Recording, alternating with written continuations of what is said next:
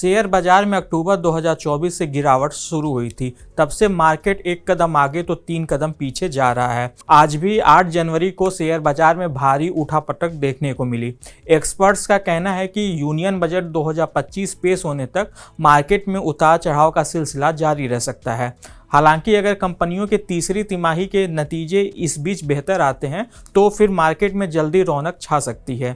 ऐसे में कुछ ऐसे सेक्टर हैं जो इस बजट से पहले फोकस में बने हुए हैं। खासकर रेलवे से जुड़े कुछ स्टॉक पर सबकी नज़रें हैं, जिनमें हाल ही में अच्छी खासी गिरावट देखी जा चुकी है। पिछले साल के बजट में रेलवे के लिए कोई बहुत बड़ा ऐलान नहीं हुआ था। ऐसे में कई मार्केट एनालिस्ट यह अनुमान लगा रहे हैं कि वित्त मंत्री निर्मला सीतारमण इस बार 1 फरवरी 2025 को बजट में रेलवे के लिए बड़ा ऐलान कर सकती हैं। अगर कुछ भी ऐसा हुआ तो इसका सीधा असर रेलवे स्टॉक्स पर दिखाई देगा। शेयर बाजार में आई हालिया गिरावट के बाद कई रेलवे स्टॉक्स का भाव सस्ता हुआ है। यहाँ हम आपको ऐसे ही 4 रेलवे स्टॉक्स के बारे में बता रहे हैं जिन पर बजट से पहले निवेशक नज़र बना सकते हैं। आइए इन्हें एक एक कर जानते हैं। नमस्कार, मैं हूं विक्रांत और आप देख रहे हैं मनी कंट्रोल हिंदी। सबसे पहला स्टॉक है IRCTC। IRCTC का बिजनेस मॉडल काफ़ी अट्रैक्टिव है। इस कंपनी का बिजनेस सीधे इकोनॉमी की ग्रोथ से जुड़ा है।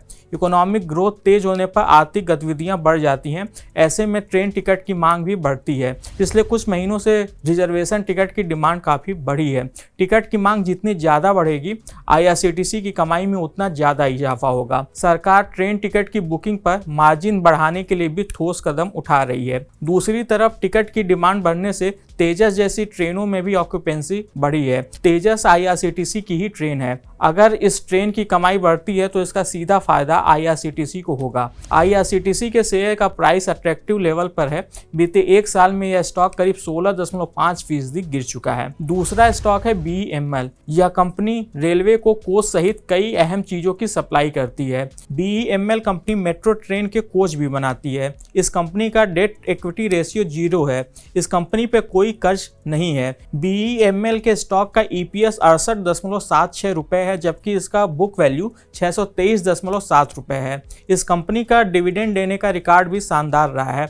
अभी यह स्टॉक काफ़ी अट्रैक्टिव लेवल पर कारोबार कर रहा है। बीते 1 साल में इस स्टॉक ने 18% का रिटर्न दिया है, लेकिन पिछले 1 महीने में यह स्टॉक करीब 15% नीचे आया है। तीसरा स्टॉक है रेल विकास निगम यानी कि RVNL।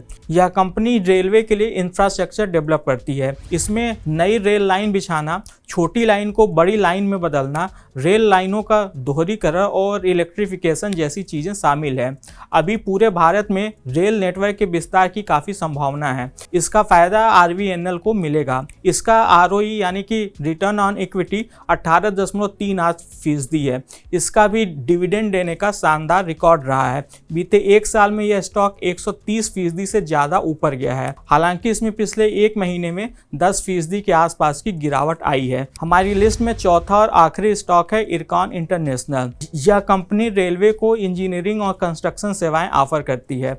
हालांकि इसका ट्रांसपोर्ट और रेल इंफ्रास्ट्रक्चर पर भी फोकस रहा है। इस कंपनी का डेट इक्विटी रेशियो सिर्फ 0.42% है। हालांकि इस कंपनी को अपने कारोबार के लिए काफ़ी ज़्यादा पूंजी की ज़रूरत पड़ती है। इसके बावजूद इसका कम डेट इक्विटी रेशियो इस बात का संकेत है कि यह अपनी पूंजी का सही तरीके से इस्तेमाल करती है। डिविडेंड देने के मामले में भी इसका रिकॉर्ड अच्छा है। पिछले 1 साल में इस स्टॉक ने 15% रिटर्न दिया है, लेकिन पिछले 1 महीने में यह करीब 9% गिरा है। आज के इस खास वीडियो में बस इतना ही। आपको यह जानकारी कैसी लगी हमें कमेंट कर जरूर बताइएगा। जाते जाते हम ये साफ करना चाहेंगे कि यहाँ बताई गई जानकारी शेयर खरीदने की सलाह नहीं है। निवेश से जुड़ा कोई भी फैसला लेने से पहले हमेशा किसी सर्टिफाइड इन्वेस्टमेंट एडवाइजर से जरूर सलाह लें। बिजनेस और स्टॉक मार्केट से जुड़ी ऐसी ही खबरों के लिए आप हमारी मनी कंट्रोल हिंदी की वेबसाइट को विजिट कर सकते हैं। इसके अलावा आप हमें यूट्यूब, फेसबुक, इंस्टाग्राम और एक्स यानी कि ट्विटर पर भी फॉलो कर सकते हैं। Thank you.